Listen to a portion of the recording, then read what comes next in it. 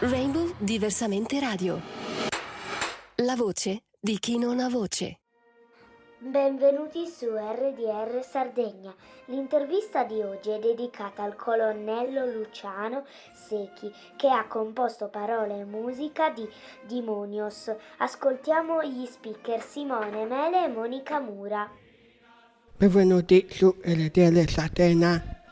Oggi siamo in compagnia di un paroliere e musicista di un brano famoso, molto famoso per la Sardegna. Allora, seguite la nostra intervista. Qual è il tuo nome? Luciano, mi chiamo Luciano, il mio nome completo all'anagrafe è Luciano, però quando mi hanno battezzato, siccome sono nato il giorno di San Giuseppe, io mi chiamo Luciano Giuseppe, in chiesa, però solo in chiesa. Il tuo soprannome? Non ho mai avuto un soprannome, né da piccolo né da grande. Dove sei nato e dove vivi? Io sono nato dove faceva servizio mio babbo, sono nato a Mantova dove faceva servizio mio babbo e vivo in un paesino qui non molto distante da Alghero che si chiama Magomadas. Ok. Qual è il tuo cibo preferito? Il mio?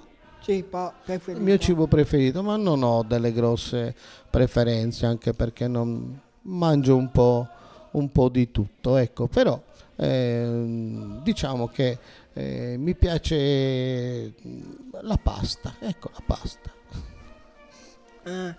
Qual è il tuo cantante preferito? Ma il mio cantante, ne ho tanti preferiti. Non amo molto perché forse lo capisco di meno, Metallica e tutti questi qua. Amo più i cantanti melodici, ecco, tutti i cantanti italiani e anche stranieri che però cantano in un certo modo, cantano in maniera diciamo molto dolce, non sfrenata, ecco, quello mi piacciono quei cantanti. Il mio è Piero Pelù.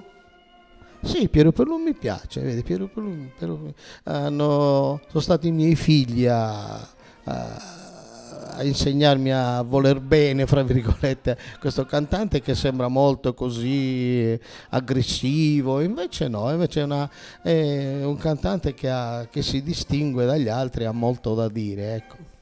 Ok. È il tuo autore di libri preferito? Ma io leggo tantissimo e non ho dei veri autori preferiti. Mi piacciono molto però le persone che scrivono per esempio dei thriller medievali, mi piacciono gli autori, in genere autori italiani, ecco. Il tuo poeta preferito? Ti ho detto, leggo tantissimo e ne ho tanti poeti, però quello che da piccolo ha segnato un pochettino il mio modo di vedere, il mio modo di essere è Giovanni Pascoli, mi piace molto il Pascoli. Qual è il tuo lavoro? E adesso non lavoro più, prima ero un militare, mi sono congedato a fine della mia carriera, adesso se posso dire un lavoro, vado molto in campagna, ho le vigne, gli oliveti e così via, e poi mi interesso di tutto quello che è la scrittura, il canto e così via. Conosci l'inno dell'Italia?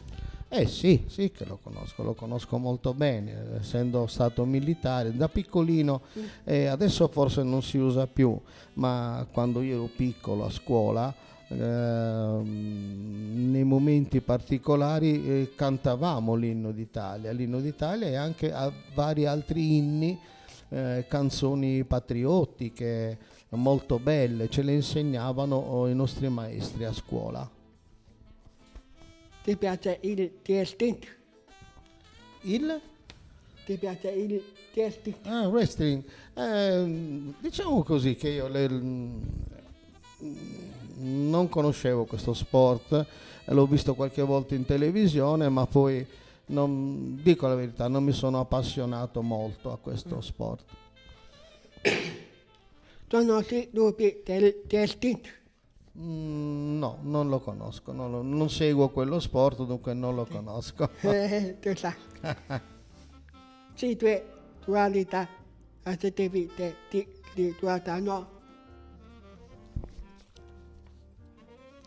Ma è sempre brutto attribuirsi delle qualità, però ecco, diciamo la verità, sono una persona abbastanza precisa, una persona affettuosa, una persona che si impegna, una persona che non lascia niente al caso.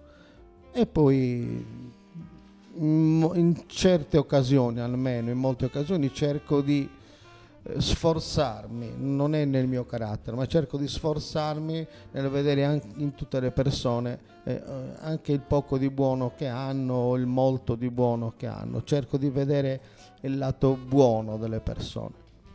Te le ragioni c'è a te, no?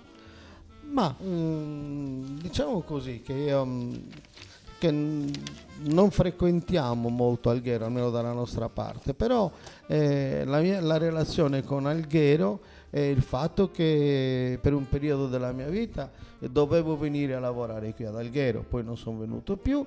Abitano qui ad Alghero dei miei parenti, hanno abitato qui per lungo tempo i parenti anche di mia moglie, c'è stato sempre questo legame di quasi un andirivieni, ecco, tra il nostro paese ed Alghero, perché qui ad Alghero abitavano tante persone della mia famiglia. Ti piace la malvasia? Sì, sì, è una cosa buona. Io la produco anche, ho una vignetta, dunque ne ho tra grandi e piccoli 3 vigneti. La produco ed è un vino molto molto particolare, molto buono, sì. Sono sì, Meloni. Non personalmente, non la conosco. Sono servi l'attività militare. Sì, ce l'ho bella appesa con tutti i miei gradi, la divisa la più bella che ho, ce l'ho appesa e ne ho anche tante altre che mia moglie non sa dove metterle, però sono appese a casa. C'ho anche le divise da combattimento, c'ho altre cose che ancora conservo della mia vita militare.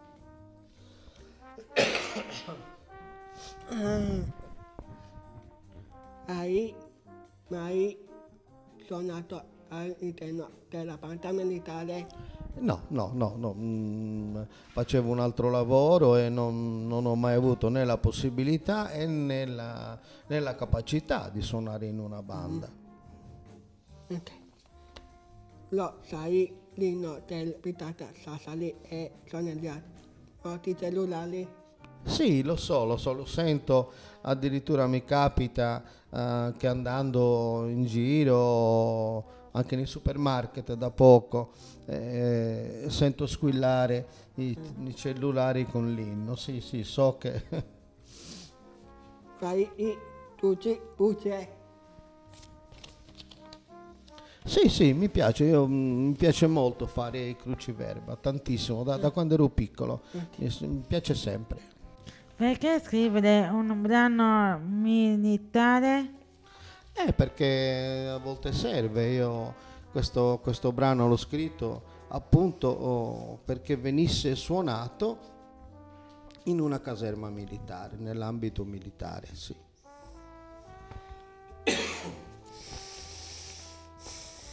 È un brano pensato per l'orchestra? Veramente un brano che è stato pensato solo per la banda, ma poi l'hanno fatto un po' tutti. È stato più difficile scrivere le parole o la musica? Ma ti dico, non è stato difficile né né le parole né la musica perché non sono nate in tempi diversi, sono nati assieme. Mentre io canticchiavo le parole è venuta fuori anche la musica. Ecco, diciamo che sono nati assieme, non è nata né prima la musica né prima le parole. Hai scritto le parole e musica di un brano molto famoso per la Sardegna di Monios. È stato difficile?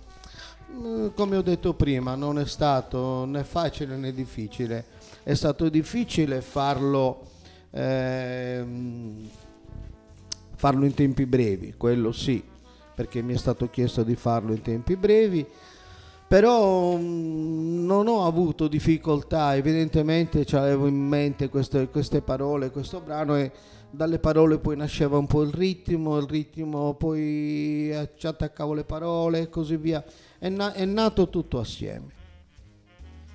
È vero che hai ricevuto un riconoscimento pubblico ed il brano è diventato il patrimonio della Sardegna?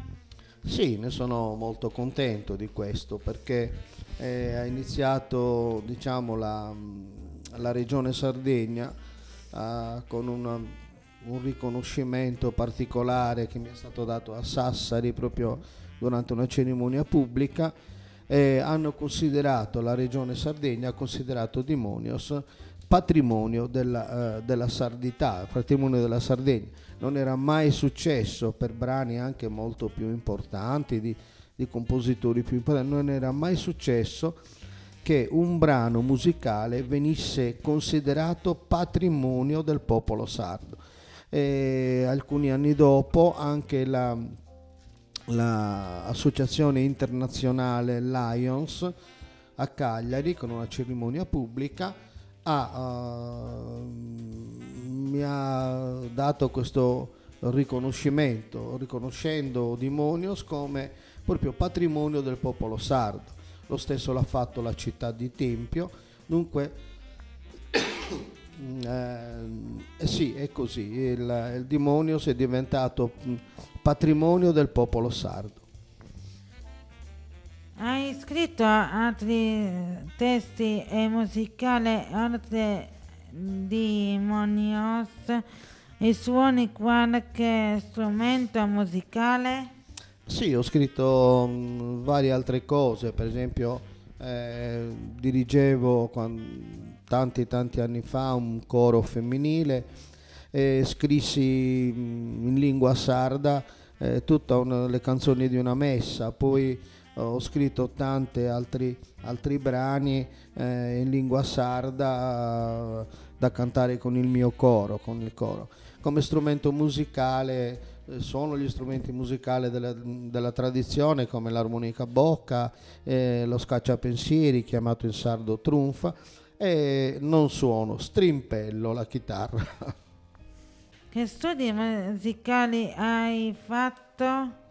Ma non ho fatto nessuno studio musicale particolare, salvo le lezioni di musica che si facevano normalmente alle scuole medie. Basta, non ho alcun diploma da musicista, non ho frequentato l'accademia musicale. Quando è diventato famoso il brano, cosa hai pensato? Ma varie cose. Ho pensato intanto che